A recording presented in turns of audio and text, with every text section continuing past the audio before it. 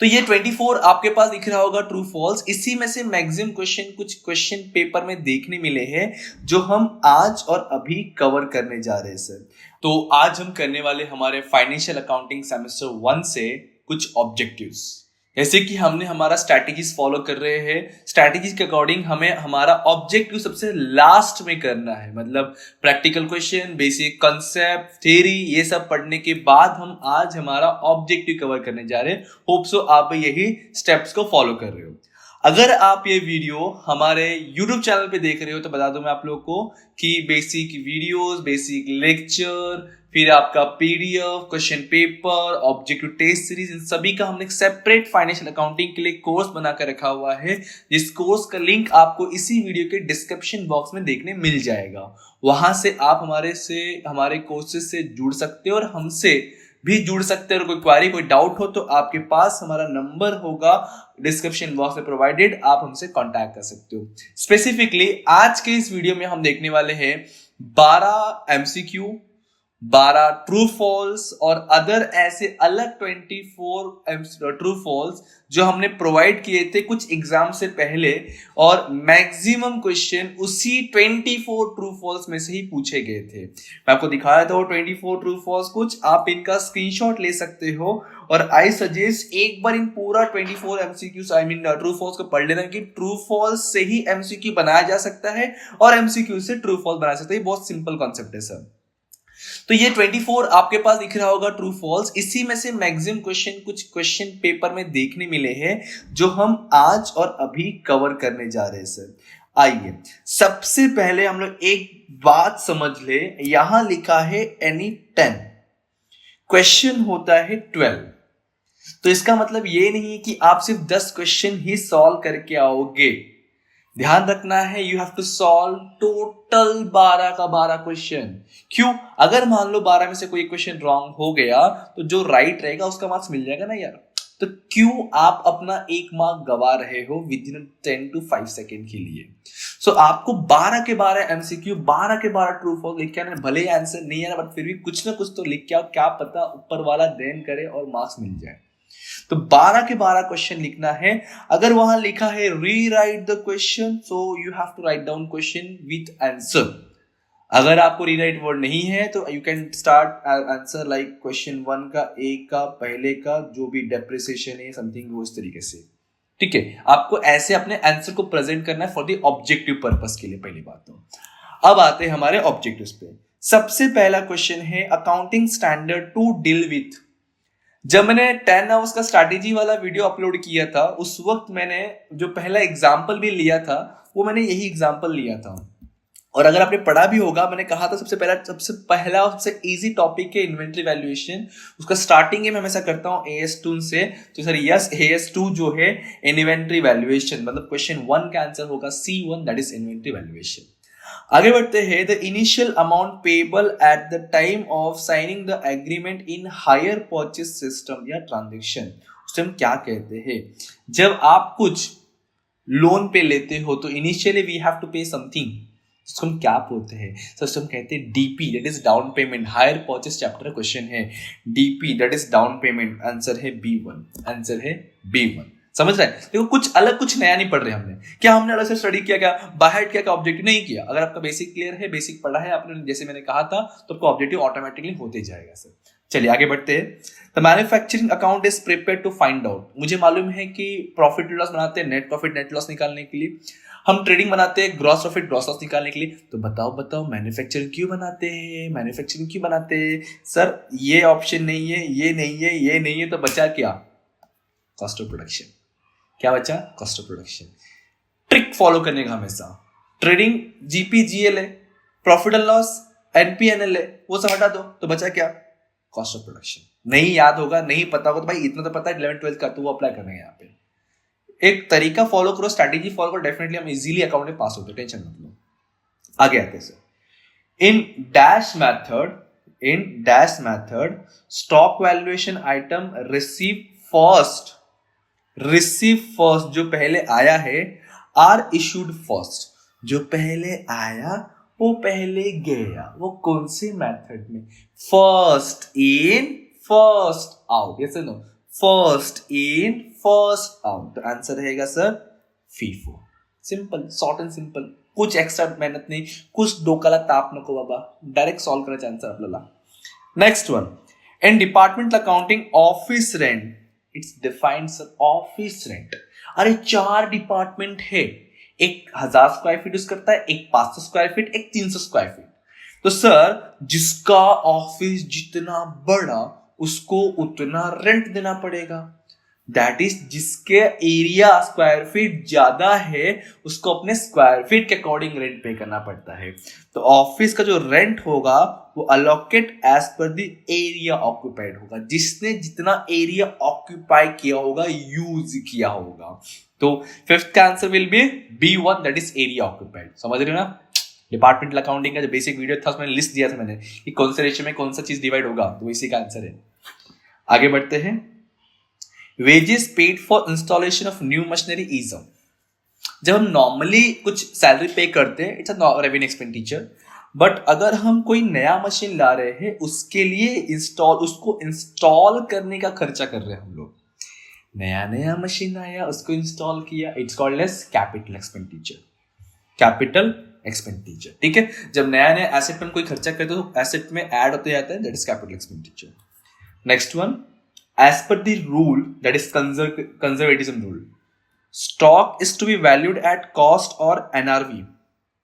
भाई आपने 11th 12th पढ़ा, FY पढ़ रहे हो, सब में जब फाइनल अकाउंट में क्लोजिंग स्टॉक का वैल्यू लिखना होता है और जब क्लोजिंग स्टॉक में 2 वैल्यू दिया होता है तो हम कौन सा लिखते हैं हमेशा? Sir whichever is lowest लिखते हैं, yes sir no, whichever is lowest, इसका आंसर ही वही है, लोवेस्ट। 7th का आंसर रहेगा B1।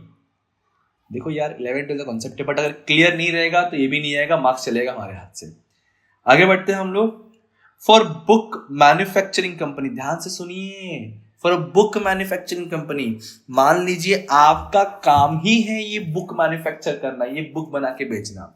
तो फॉर दैट जो बुक है वो क्या होगा आपके लिए? भाई रॉ मटेरियल दैट इज कच्चा माल, work in progress that is काम चालू है, finish good that is product ready है, फिनिश्ड रेडी है यूज करने के लिए, कंज्यूम करने के लिए, सोल्ड करने के लिए।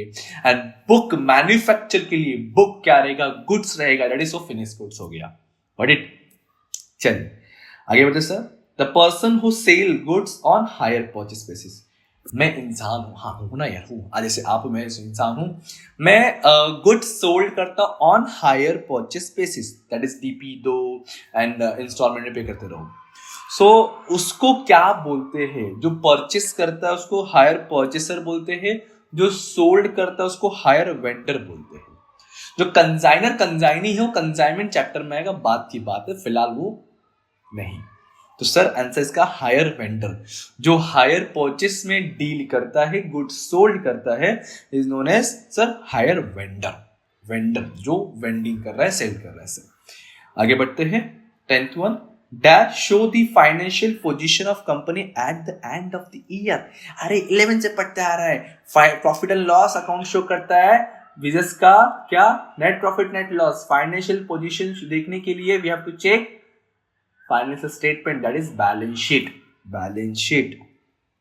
Okay, next one, under credit purchase method of hire purchase system. Simple सा HPS की बात कर रहे हो, हायर परचेस सिस्टम में सर डेप्रिसिएशन किस पे चार्ज होता है? भाई आप सोचो सर, हायर परचेस प्राइस का मतलब होता है down payment, that is cash price plus interest. Depreciation पे चार्ज नहीं होगा, depreciation always charge on original cost, yes और नो।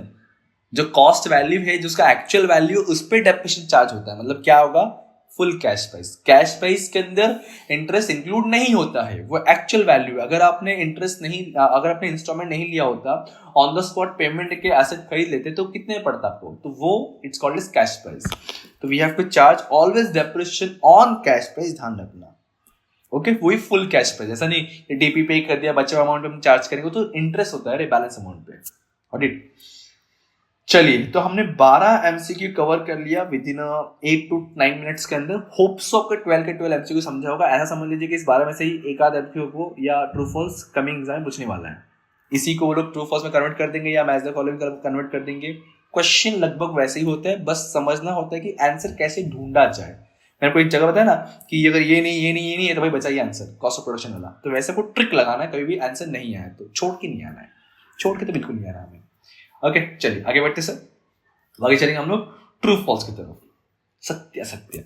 अभी से बहुत लोग ना एग्री डिसएग्री लिख के आते हैं तो मार्क्स मिलता नहीं है, तो ट्रू फॉल्स प्रॉपर लिख कर आओ। फर्स्ट का वो भी TF मत लिखो, पूरा लिखो। स्पेलिंग नहीं आता भाई कॉपी करो, यहां से लिखा हुआ है, समझा, नहीं चलिए लेने का। चलिए आगे बढ़ते sir. AS1 deal with the disclosure of accounting policy. भाई पहला ही अकाउंटिंग स्टैंडर्ड है जो बोलता है सब कुछ डिस्क्लोज करो, सब कुछ, एक भी चीज छुपाओ, सब कुछ खोल के रख दो, सब कुछ बता दो, सब कुछ बताओ, सब कुछ डिस्क्लोज करो। तो यस ट्रू है।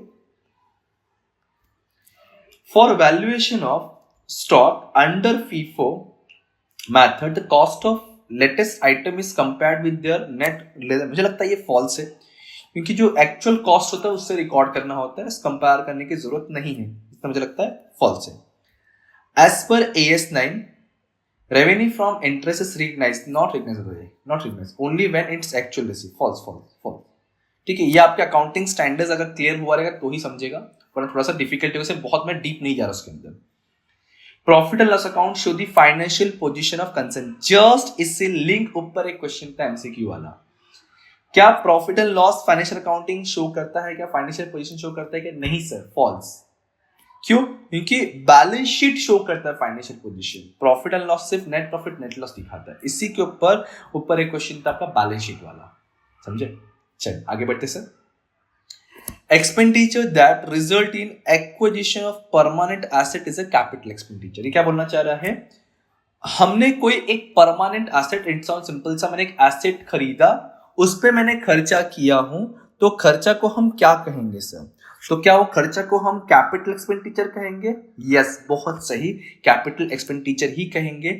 इसके ऊपर भी जस्ट एक क्वेश्चन था ऊपर, जहां तक मुझे याद है इंस्टॉलेशन मशीनरी वगैरह था, मतलब सेम क्वेश्चन पेपर के अंदर दो क्वेश्चन सेम देखने मिले, 4 मार्क्स तो ऐसे मिलना चाहिए आपको, अगर दो आंसर कॉन्सेप्ट क्लियर हो तो। अगेन तो सर यस, अगर हमने कोई परमानेंट एसेट के ऊपर खर्चा करते हैं उसको बोलते हैं कैपिटल एक्सपेंडिचर। टेम्पररी चीज के ऊपर खर्चा करते हैं दैट इज रेगुलर एक्सपेंडिचर है, रिकरिंग है, it's called as revenue expenditure. आगे बढ़ते हैं। लॉस बाय फायर, आग लग गया, and department is charge to general profit. अब मुझे नहीं मालूम कहाँ क्या लॉस हुआ है, अगर हाँ क्वेश्चन में बता के दिया है कौन से रेशियो में डिवाइड करना है तो वेल एंड गुड, नहीं दिया है ऐसा सेंटेंस तो भाई सीधे प्रॉफिट एंड लॉस जनरल वाले में डाल देंगे। जनरल प्रॉफिट एंड लॉस में बेसिकली वो जाते हैं जिनको हम डिवाइड नहीं कर सकते डिपार्टमेंट वाइज में सर, तो ट्रू रहेगा 6th का आंसर। आगे बढ़ते 7 की तरफ हम लोग। Under hire purchase system depreciation is on asset is charge by the vendor until the payment of last installment। ऐसा नहीं होता भाई, वायर करता है और वेंडर को डेप्रिसिएशन, जहां तक मुझे याद है, चार्ज होता है कब तक सर, जब तक वो रीपर्चेस करता है, वापस उठा लेता है, वहीं तक उसको डेप्रिसिएशन चार्ज करना होता है, तो फॉल्स है। डाउन पेमेंट इंक्लूड इंटरेस्ट, बिल्कुल भी नहीं, मैंने बताया ना डीपी के अंदर कोई इंटरेस्ट नहीं। भाई मैं आज एसेट खरीद रहा हूं, इनिशियली मैंने 50,000 उसको पे कर दिया, तुरंत पे कर दिया, तुरंत खरीदा, तुरंत पे कर दिया, एक भी दिन डिले नहीं किया, तो का इंटरेस्ट? यस सर, तो इंस्टॉलमेंट के अंदर इंटरेस्ट होता है, डीपी के अंदर डाउन पेमेंट के अंदर कोई इंटरेस्ट नहीं होता है, false sir. Freight inward is allocated on the basis of purchase of account. Yes sir, जो फ्रेट इनवर्ड है इट्स अ डायरेक्ट एक्सपेंडिचर, हम परचेस करने के लिए एक्सपेंडिचर इनकर्ड करते हैं, इसलिए फ्रेट इनकर्ड को हम परचेस रेशियो में डिवाइड करते हैं। ये भी हमने डिपार्टमेंट के अंदर एक ही पेज के अंदर मैंने पूरा बताया था ये कौन सा एक्सपेंडिचर कौन से रेशियो में डिवाइड होगा आपका। Inventory is a current asset, yes sir true है, inventory is a current asset, that is inventory मतलब stock sir. If the buyer fail to pay the instalment the seller has to right, हाँ बिल्कुल है, अगर buyer time पे asset का payment नहीं कर रहा है, इंस्टॉलमेंट का पेमेंट नहीं कर रहा है, तो सेलर और vendor has a right to repurchase the asset, मतलब उठा लेगा बायर के पास एसेट। तो यस ये राइट से ट्रू है सर 11th वाला। आखिरी question, under FIFO method stock include goods held for resale. Yes definitely sir, जो हमने गुड्स लाके रखा है वापस बेचने के लिए उसको हम स्टॉक ही कहते हैं, तो यस ट्रू है आपका ये आंसर। तो इस तरीके से हमने 12 ट्रू फॉल्स, 12 MCQ और अलग से 24 आप देख सकते हो लास्ट के बेसिकली एमसीक्यू ट्रू फॉल्स देखने मिला, अभी मैंने देखा। तो ये सारी चीजें कवर कर लेना आपको। मुझे नहीं लगता कि अगर आपने बेसिक कवर किया होगा तो ये सब नहीं आएगा, डेफिनेटली आएगा। बेसिक क्लियर किया हुआ होना चाहिए। इसमें आती मेरे कोर्सेस में से हर एक चीज का बेसिक वीडियो जरूर देख लेना और ऑब्जेक्टिव्स हमेशा लास्ट में देखना, ठीक है। सो फाइनली हमने हमारे आज का सेशन को कंप्लीट कर लिया। लगभग हमने 12 एमसीक्यू 12 ट्रू फॉल्स अच्छे से डिस्कशन करके किए, जिसकी वजह से हमने और भी क्वेश्चन सॉल्व कर सकते हैं। अब मिलते कोई और वीडियो कोई और लेक्चर तक पढ़ते रहिए, पांडा सब याद करते रहिए। Thank you so much, bye, जय हिंद दोस्तों।